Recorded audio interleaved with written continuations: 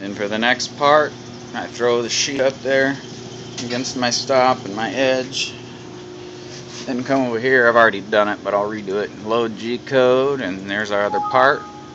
Whoops, you might have missed it. Load G-code, and here's our other part. It loads. Same reference in there, we're ready to go. So we hit start.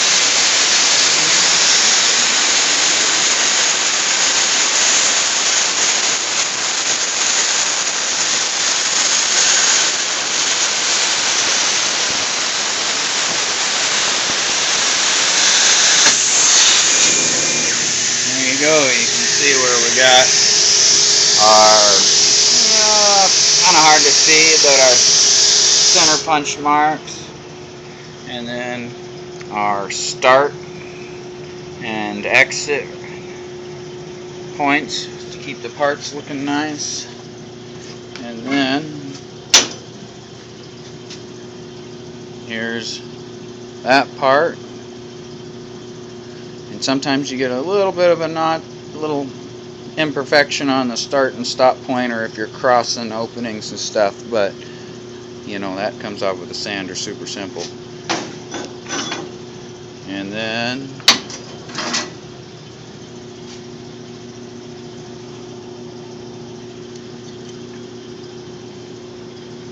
this part, and we'll take and,